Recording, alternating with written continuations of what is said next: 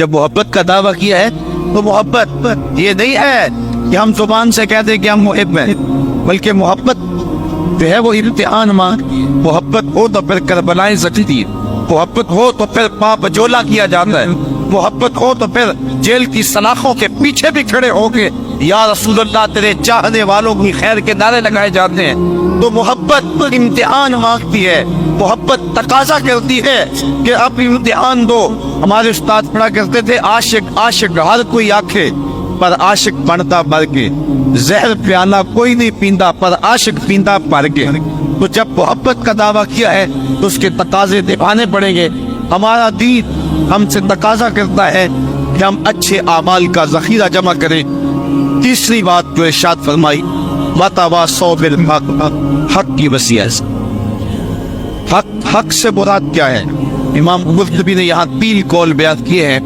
حق سے مراد اسلام ہے، حق سے مراد توحید ہے، اور حق سے مراد قرآن ہے۔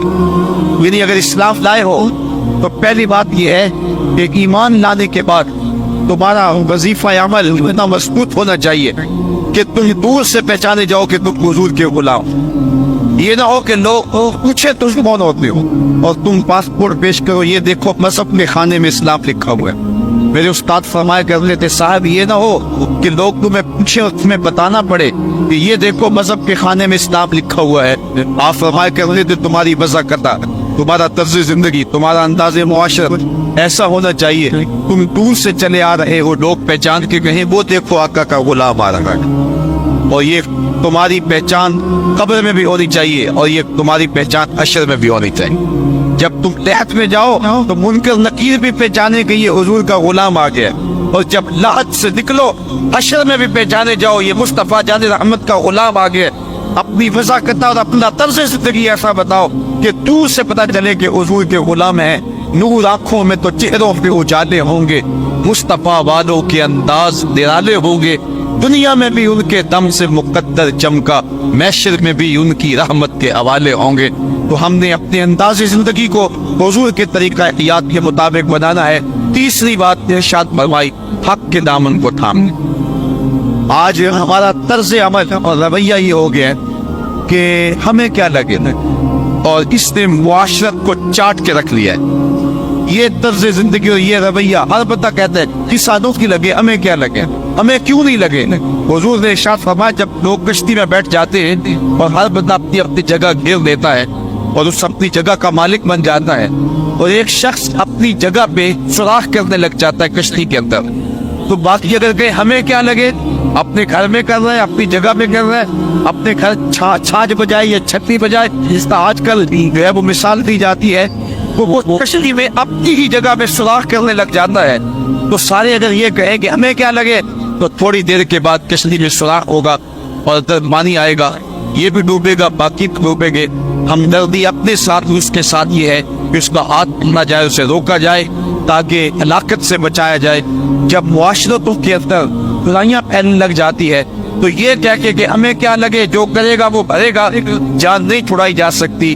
پورے معاشرے کے مؤثر طبقے اور ہر ذمہ دار شخص برائی کو روکنے کے لیے میدان عمل میں جب آئے گا تو پھر سلسلے معاشرے تشکیل پائیں گے۔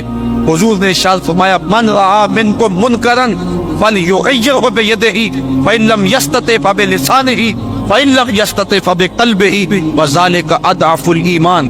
فرمایا تم میں سے اگر کوئی شخص برائی ہوتے دیکھے تو وہ ہاتھ سے روکے، ہاتھ سے نہیں روک سکتا تو زبان سے روکے، یہ طاقت بھی نہیں ہے تو پھر دل سے برا جانے، اور یہ سب سے کمزور ترین ایمان کی علامت ہے۔ لیکن ہم دل سے بھی برا نہ جانیں، ہم انڈے بدماش اور برائی کو پھیلانے والے کو جھک جھک کے سلامیاں پیش کر رہے ہوں تو معاشرتوں میں کبھی بھی پاکیزگیاں نہیں آ سکتی۔ ہم روزانہ اپنے رب سے وعدہ کرتے ہیں وَنَخْلَعُ وَنَتْرُكُ مَن يَفْجُرُكُ، یہ دعائے قنوت میں روز پڑھتے، اے اللہ جو تیرے حکموں کا باغی ہوگا ہمارا اس سے کوئی تعلق نہیں ہوگا۔ آج کے اس اجتماع میں آنے والوں اپنی ذمہ داریوں کو سمجھو، اور اسلام نے ہمیں جو خوبصورت نظام زندگی دیا ہوا ہے اس سے نفع حاصل کر کے اس معاشرے کو جہنم زار ہونے سے بچاؤ اور اس معاشرے کو پاکیزہ کرو۔ آج ہم یہاں نکل رہے تھے تو اتنی بچیوں کے جہیز کے حوالے سے بات ہوئی تو مجھے ایک دوست کہنے لگا کہ مجھے ایک فون آیا ہے کہ میری بیٹی جوان ہے تو وہاں میری بیٹی کے لیے بھی سفارش کیجیے. تو میں نے کہا صاحب وہاں سفارش تو نہیں ہے اور وہاں قرآن اندازی ہے. تو ایک صوفی شوکت علی قادری صاحب کتنی بیٹیوں کا جہیز دیں گے؟ 100 50 2000 کتنی بیٹیوں کے لیے وہ جہیز فراہم کر لیں گے. ہمیں عملی طور پہ جدوجہد کرنی چاہیے کہ معاشرے کے اندر سے اس رسم بد کو مٹایا جائے اور ہم ایک ایسا پاکیزہ معاشرہ تشکیل دیں کہ جہاں جو ہے وہ انسانی قدروں کا حیا ہو اور معاشرے کے اندر جو پھیلی ہوئی غلاستیں ہیں اور غلط رسومات ہیں جنہوں نے معاشرے کا سخت چھینا ہوا ہے. آپ کیا اندازہ کر سکتے ہیں اس پورے غریب والدین کا جس کو کبھی بازار میں جا کے دہاڑی بھی نہیں ملتی اور اس کی دہلیز کے اوپر جوان بیٹیاں بیٹھی ہیں اور ان کا رشتہ کوئی اس لیے قبول نہیں کرتا کہ ان کے غریب ماں باپ کے ساتھ جہیز ان کے پاس جہیز کے لیے دینے کے لیے کچھ موجود نہیں ہے.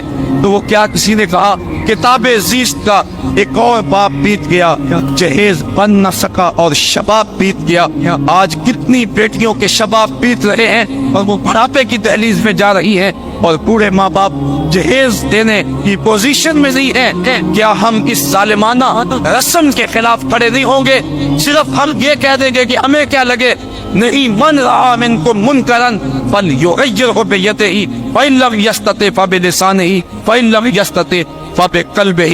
یہ ہماری ذمہ داری ہے کہ ہم باطل جو ہے وہ نظام کے خلاف باطل فکر کے ساتھ اور معاشرتی برائیوں کے خلاف پوری قوت کے ساتھ کھڑے ہو کر کے ایک پاکیزہ معاشرت کی تشکیل کے لیے کوشاں ہو جائیں.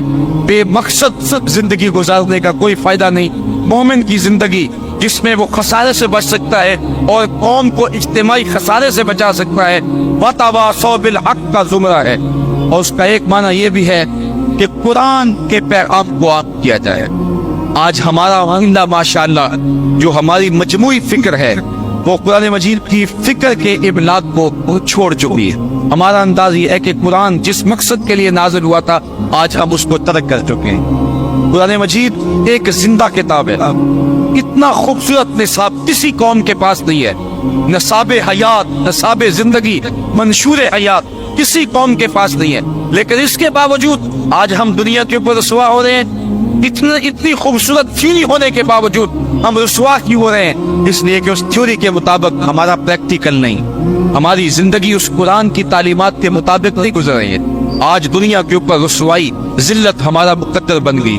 اقبال نے جب شکوے کی زبان کھولی نا تو شکوہ رب سے کیا تو لہجہ بڑا تلخ ہو گیا. تیرے کعبے کو جبینوں سے بسایا ہم نے, نو انسانی کو غلامی سے چھڑایا ہم نے, صفائے دہر سے باطل کو مٹایا ہم نے, تیرے قرآن کو سینوں سے لگایا ہم نے. پھر بھی ہم سے گلا ہے کہ وفادار نہیں, ہم وفادار نہیں, تو بھی تو دلدار نہیں. بڑا سخت لہجہ تھا لیکن جب جواب آیا تو سارا نشہ اترتا ہے. لفظ وہی ہے, صرف صیغہ بدلتا ہے. جب کہا نا کہ تیرے کعبے کو جبینوں سے بسایا کس نے, تو جواب آیا میرے کعبے کو جبینوں سے بسایا کس نے, نو انسانی کو غلامی سے چھڑایا کس نے, صفائی دہر سے باطل کو مٹایا کس نے, میرے قرآن کو سینوں سے لگایا کس نے. تھے تو آباب تمہارے ہی مگر تم کیا, ہاتھ پہ ہاتھ دھرے منتظر فردا ہو, ہر کوئی مستے میں ذوق تن آسانی ہے. تم مسلمان ہو یہ انداز مسلمانی ہے, حیدری فقر ہے نئے دولت عثمانی ہے. تم کو اسلاف سے کیا نسبت روحانی ہے, وہ معزز تھے زمانے میں مسلمان ہو کر تم خار ہوئے ہو تارک قرآن کر. آج کتاب ہم نے اس لیے رکھی ہے کہ بیٹی کو جب رخصت کریں گے تو قرآن کے سائے تلے سے گزار, جب لڑائی ہو گئی تو قسم کے طور پہ قرآن کو سر پہ اٹھا لیں. نئی دکان بنائی ہے, مکان بنایا ہے, بچوں کو بلا کے قرآن پڑھا لیں گے. بوڑھے فوت ہو جائیں گے تو اس قرآن مجید کی تلاوت کروا کے ان کو اصالہ ثواب کریں گے. میں اس کا انکار نہیں کرتا قرآن کی برکتیں مرنے والے کی قبر میں اترتی ہیں. میں اس کا انکار بھی نہیں کرتا قرآن کے نور کے مقابلے میں کوئی نار نہیں ٹھہر سکتی. جن بھگانے کے لیے یہ اچھا نسخہ ہے. میں اس بات کا بھی انکار نہیں کرتا کہ مکان میں پڑھاؤ تو برکت ہوگی, لیکن میرا نقطہ نظر وہی ہے جو اقبال کی فکر ہے. پابندے صوفی و ملا ملا اسیری حیات از حکمت قرآن گیری, بآیاتش ترا کار جزی نیز یز یاسین او آساں بمیری۔ اقبال کہتا ہے تو جاہل صوفی اور کاہل ملا کے ایسے بندے میں پھنسا کہ تو نے قرآن سے زندگی تلاش نہیں کی۔ قرآن کی آیتوں سے تجھے صرف اتنا سروکار ہے، جب تیرے پورے کی روح اٹک گئی تو تو سورہ یاسین لے کے بیٹھ گیا کہ میں قرآن کی تلاوت کروں، سورہ یاسین پڑھوں تو اس کی روح آسانی سے نکل جائے۔ اقبال کہتا ہے اس پہ کوئی شک نہیں، اس کی روح آسانی سے نکل جاتی ہے، لیکن افسوسناک پہلو یہ ہے کہ اس قرآن سے بھی تو نے مرنا سیکھا، کاش اس قرآن سے جینا سیکھ لیا ہو۔ یہ کتاب زندہ ہے، یہ حیات آفری کتاب ہے، اس کا لفظ لفظ حیات دیتا ہے، زندگی کی خیرات بانٹتا ہے، لیکن اس کتاب سے بھی تو نے مرنے کی راہ تلاش کی، اس سے تو نے جینے کا راستہ تلاش نہیں کیا۔ وَتَوَاصَوْا بِالصَّبْرِ، آخری بات کہ صبر کے دامن کو مضبوطی سے تھام لو۔ صبر کے دو معروف مفہوم حضرات مفسرین نے بیان کیے ہیں۔ ایک تو یہ ہے کہ راہ حق میں چلنے سے جو تکلیفیں آتی ہیں اس پر صبر کیا جائے، پرخا راہیں دیکھ کر کے اپنے آپ کو سمیٹ نہ لیا جائے، بلکہ جب راہ دین میں تکلیفیں آئیں، اذیتیں آئیں، مشکلیں آئیں تو آگے چلتا رہے، اپنے اٹھنے والے قدموں کو پیچھے نہ ہٹائے۔ تو راہ نورد شوق ہے منزل نہ کر قبول، لیلا بھی ہم نشی ہو تو محمل نہ کر قبول۔ جتنی تکلیفیں راہ حق میں پیغمبروں کو آئی ہیں اتنی تکلیفیں کسی کو نہیں آئیں۔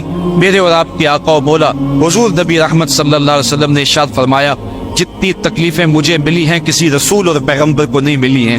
تو اس راستے کے اندر آگے چلو، دکھ آئیں، تکلیفیں آئیں، راہ خدا کے اندر اذیتیں پہنچے، خود کو برداشت کرے، سینے سے لگائے۔